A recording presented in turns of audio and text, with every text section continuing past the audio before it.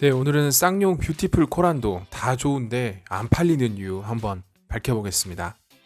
준중형 SUV 시장의 보석 쌍용 코란도. 이 쌍용 코란도는 나름의 헤리티지를 가지고 있는 차량입니다. 경쟁 차종이라 할 수 있는 현대의 투싼, 기아의 스포티지 중에서 가장 오래된 네이밍을 가지고 있죠.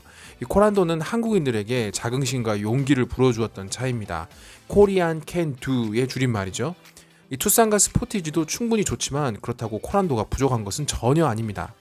오늘은 2020 뷰티풀 코란도의 장점과 안 팔리는 이유, 다가올 전기차 시장에 대비하는 쌍용의 계획에 대해서 다뤄보도록 하겠습니다. 이 코란도의 디자인은 꽤나 잘 만들어졌습니다. 적절히 직선과 곡선을 잘 활용한 데다 이 티볼리와 렉스턴을 잇는 패밀리 룩도 깔끔하게 잘 구축을 했습니다. 언뜻 보면 티구안의 모습도 느껴집니다. SUV 명가에서 만들었기 때문에 느껴지는 감성적인 안정성도 갖추고 있습니다. 전면의 본인 라인은 오히려 낮추고 루프 라인은 직선으로 뻗어나가는 모습이 흡사 벤츠 GLK의 느낌도 떠올리게 합니다. 이 쌍용은 신기하게도 자동차 강국인 유럽 시장에서 진출했습니다. 아직도 영국, 이탈리아, 스페인, 프랑스 등지에서 쌍용 차량을 쉽게 찾아볼 수가 있습니다. 영국은 우엔들 방식이기 때문에 우엔들 코란도도 수출이 되고 있는데요. 현대 기아가 인도나 중국, 북미 시장의 빈틈을 노리는 것과는 달리 까다롭기로 소문난 유럽 시장에서 오랫동안 사랑을 받아온 이유도 분명합니다. 더 이상 자율주행 기능은 현대 기아차들만의 기술이 아니죠. 이 쌍용 코란도에서도 2.5등급의 자율주행 기능을 느낄 수가 있습니다. 차로 유지와 같은 스마트 크루즈 기능이 그것인데요. 사용자들에 따라서 그 섬세함의 차이가 다르긴 하지만 충분히 부족하지 않은 첨단 안전 시스템을 갖추고 있습니다. 실내 구조의 레이아웃도 많이 개선된 느낌입니다. 쌍용차는 가까이서 보면 소재나 마감이 재질이 아쉬운 점도 있지만 그래도 실내 인테리어를 잘 뽑아내려 노력한 흔적도 많이 찾아볼 수 있습니다. 1열과 2열의 레그룸도 충분해서 4인 가족이 타는 패밀리카로는 손색이 없습니다. 실제로 투싼 스포티지에 비해서 공간성이 전혀 부족하지가 않습니다. 이렇게 안팎으로 잘 만들어낸 뷰티풀 코란도, 하지만 준중형 시장에서 아직 고전을 면치 못하고 있는 이유는 무엇일까요? 사실 코란도가 부족해서가 아닙니다. 2020년 자동차 시장의 핫 이슈는 소형 SUV였습니다.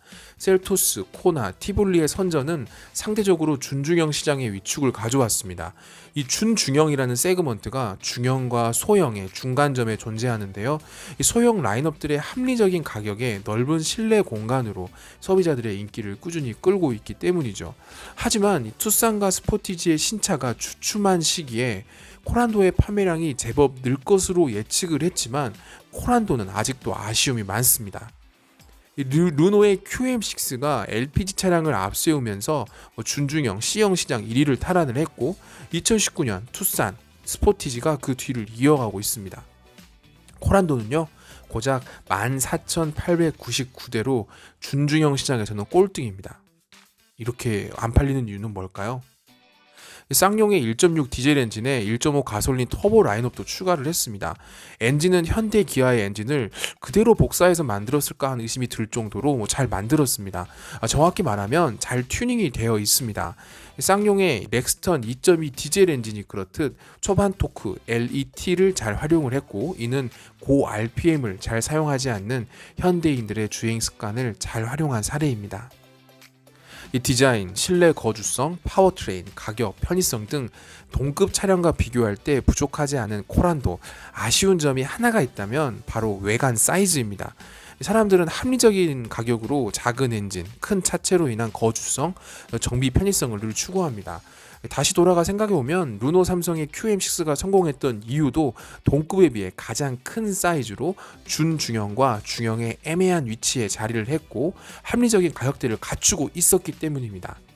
이 티볼리와 렉스턴의 중간에서 준중형과 중형, 다시 말해 투싼 산타페급의 사이즈로 출시가 되었다고 한다면 이 코란도는 준중형 시장을 올킬했을지도 모르겠습니다.